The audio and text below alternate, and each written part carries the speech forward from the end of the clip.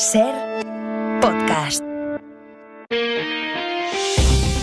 Las 8 de Hoy por Hoy en Ser Podcast. Hola, muy buenos días. Empezamos la semana pensando que hoy puede ser el día, pero es que claro, la terminamos pensando lo mismo, pensando que el acuerdo entre el PSOE y Junts estaba casi hecho, que se iba a registrar la ley de amnistía y que Francina Armengol iba a convocar el pleno de investidura, y nada de eso pasó, aunque parece que solo se trató de un retraso. El acuerdo, dicen, está prácticamente cerrado y puede que ahora se produzca lo que esperábamos para antes del viernes. En su más puro estilo, Puigdemont está tensando hasta el último momento, quiere que su gente crea que él no es como Esquerra, que él se lo hace pasar mal al gobierno, aunque de hecho está haciendo lo mismo que sus antiguos socios independentistas, negociar, y se ha quedado sin poder ofrecer además a sus electores todo lo que Esquerra ha conseguido. Por eso será interesante y necesario conocer los términos del acuerdo entre el PSOE y Junts, conocer cómo lo cuenta Junts y conocer de una vez por todas cómo queda redactada la proposición de ley de amnistía, cuyo registro en el Congreso será inmediato en cuanto se firme el acuerdo. Todo esto tiene al PP soliviantado y en la calle, y haciendo un ejercicio de hipérbole declarativa que ya está instalada en el insulto y la descalificación, y ya no solo contra Pedro Sánchez, sino también contra todo aquel socialista que le apoye. A gritos intentó presionar ayer Alberto Núñez Feijóo a los socialistas que no estén de acuerdo con lo que decide y hace su secretario general. Por cierto, que en la consulta a la militancia salió un 87% de apoyo.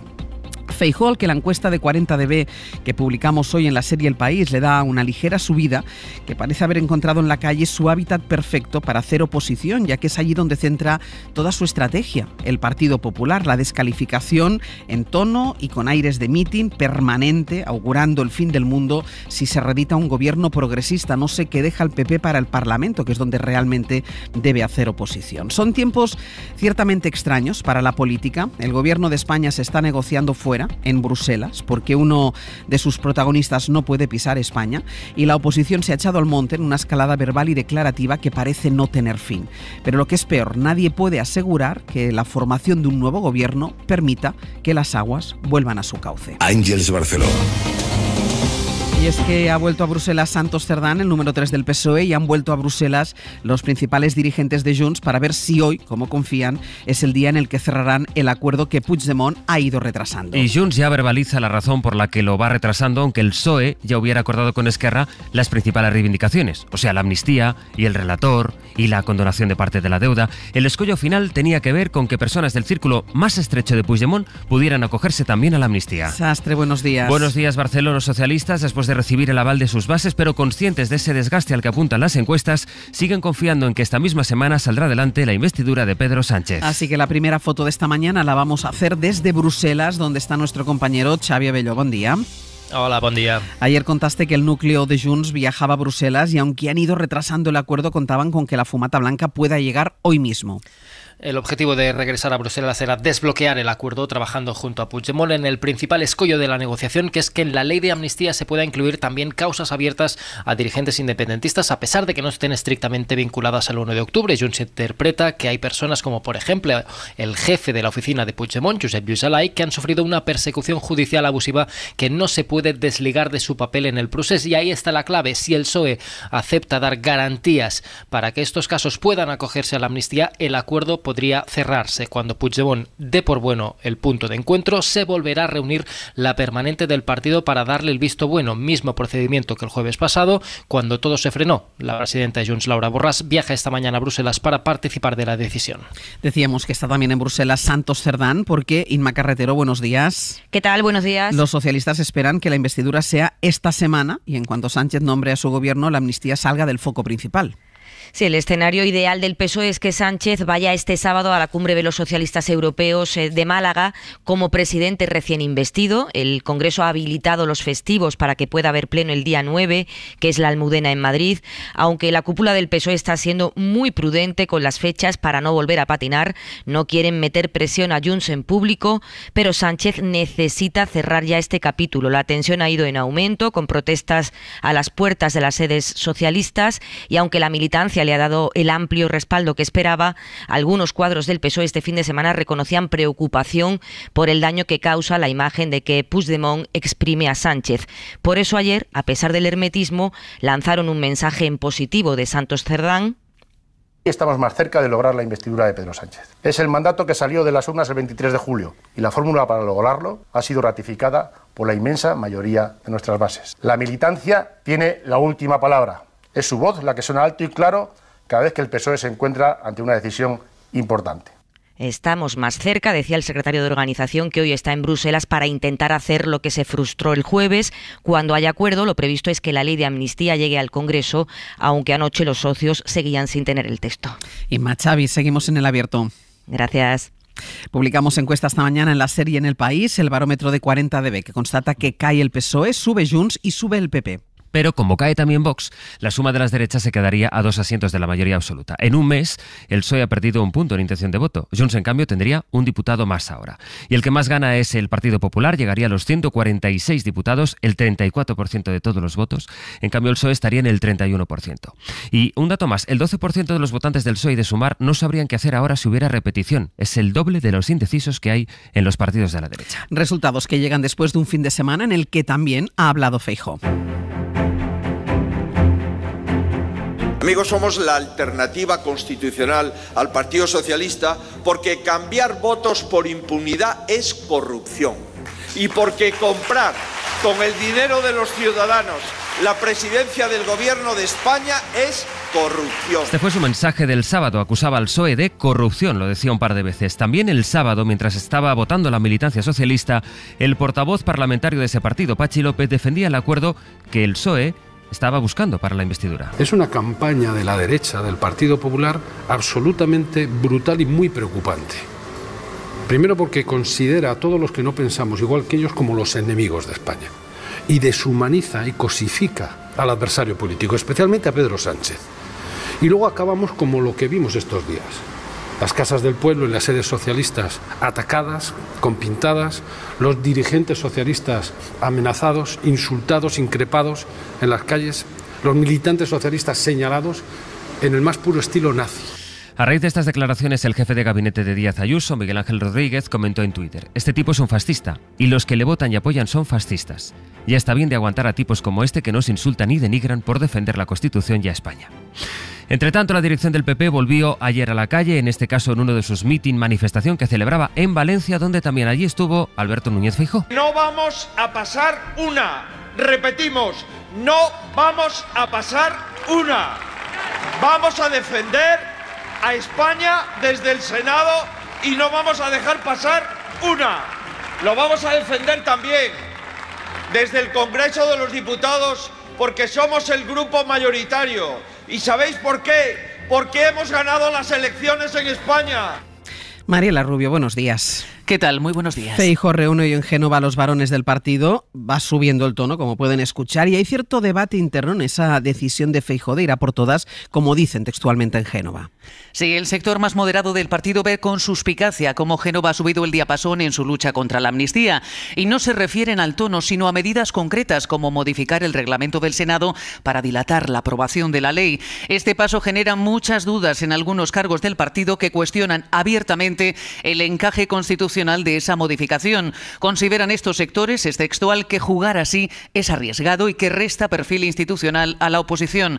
En Génova se justifican reconociendo que la presión de la militancia es muy fuerte y que existe una gran impotencia entre las bases. No obstante, dicen que estarán alerta para no caer en excesos. Sabemos que el PSOE está deseando que cometamos un error, añaden. En plena ofensiva institucional y judicial contra la amnistía, Feijóo, como dices, reúne hoy a las 12 en Génova su Junta Directiva Nacional, el máximo órgano entre congresos. Mariela, gracias. A vosotros. Y esta tarde va a ser el pleno del Poder Judicial en el que los vocales conservadores quieren impulsar una declaración muy crítica contra la amnistía. La promueven 8 vocales elegidos a propuesta del PP, a pesar de que el mandato del Consejo está caducado y de que no se conoce aún el texto de la ley. El vocal progresista Álvaro Cuesta ha pedido que se suspenda ese pleno. Dice que no va a ir. Si no acudiera, la declaración saldría adelante sin necesitar más apoyos.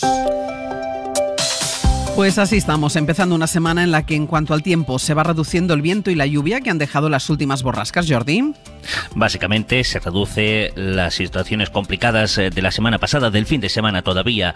En general nos espera una semana soleada, con algunos momentos de lluvia, hoy por ejemplo en Galicia, durante la tarde en el Cantábrico, y entre hoy y mañana también en Canarias tendremos chubascos, como ya ha pasado las últimas horas, algunos intensos, afectando sobre todo a las islas de Gran Canaria, Tenerife y La Palma. En la península y Baleares, en general sol, ahora ambiente un poco frío, durante la tarde al sol será agradable. El mapa para entender el mundo.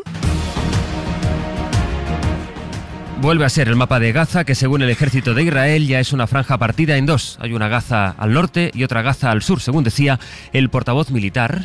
We will not accept Hamas' cynical use que añadía que no permitirán que Hamas use cínicamente los hospitales como centros de operaciones. Así que van a seguir los bombardeos. Jordania ha lanzado desde el aire ayuda médica a un hospital de campaña y la reina de ese país ha vuelto a lanzar también un claro mensaje de apoyo para que haya un alto el fuego.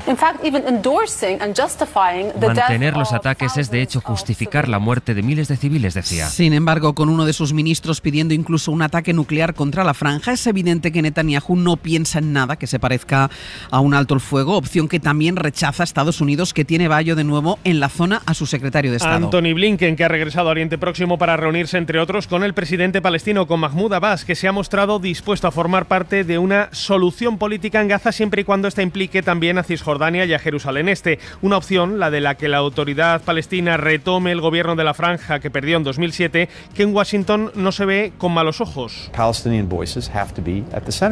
Es importante que la autoridad palestina tenga un rol importante y que su voz se escuche cuando acabe la ofensiva israelí, decía ayer Anthony Blinken, sin ceder, eso sí, a las presiones de los países árabes para que Washington fuerce un alto el fuego en Gaza.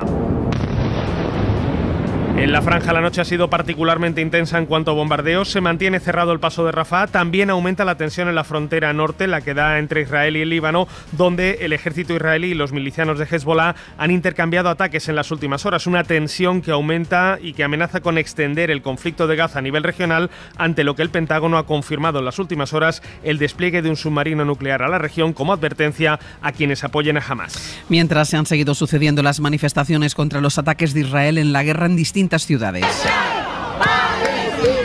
En Madrid, por ejemplo, también en el Reino Unido, en Grecia, en Indonesia, donde la organización hablaba de 2 millones de personas en las calles. Mientras la otra gran guerra sigue, en Ucrania se ha recrudecido el frente oriental del país. El presidente ucraniano Zelensky, que insistía en que necesitan más ayuda para agilizar la guerra en sus frentes y evitar que se esté en un punto muerto, y ha afirmado que después de la visita a Kiev de Ursula von der Leyen se van a intensificar las conversaciones para la adhesión a la Unión Europea. Hay otra declaración llamativa de Zelensky, porque ha dicho también el presidente ucraniano que invita a Ucrania a Donald Trump para que se dé cuenta de que por mucho que él diga lo contrario, no podría parar esta guerra, como asegura, en 24 horas. Hoy por hoy noticias. Ser podcast.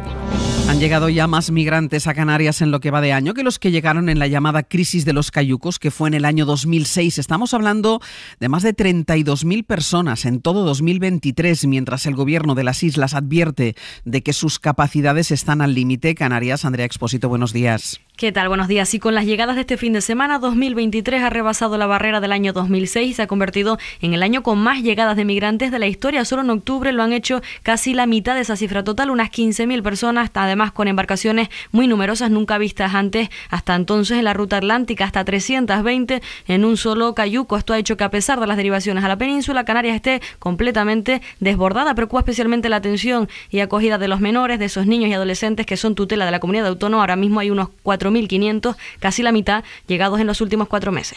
Entre las previsiones informativas de este día, para empezar la semana, el Tribunal Constitucional, que prevé estudiar hoy el recurso que presentó la Comunidad de Madrid contra el impuesto a las grandes fortunas, impuesto que afecta a los patrimonios netos que superen los 3 millones de euros. En Portugal, mientras, hay movilizaciones contra otro impuesto, en este caso el que grava la circulación para los vehículos fabricados antes de 2007.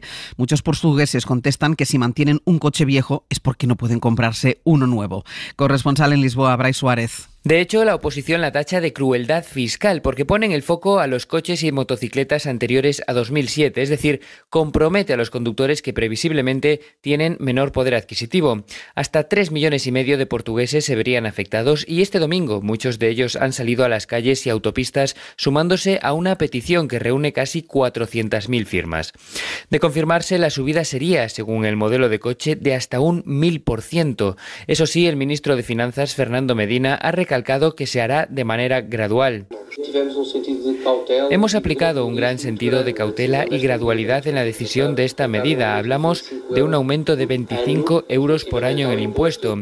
Es decir, hay un límite de subida de 25 euros al año, lo que pretende dar margen para renovar el parque móvil. Y después de Kiran, la borrasca Domingos también ha llegado a Francia.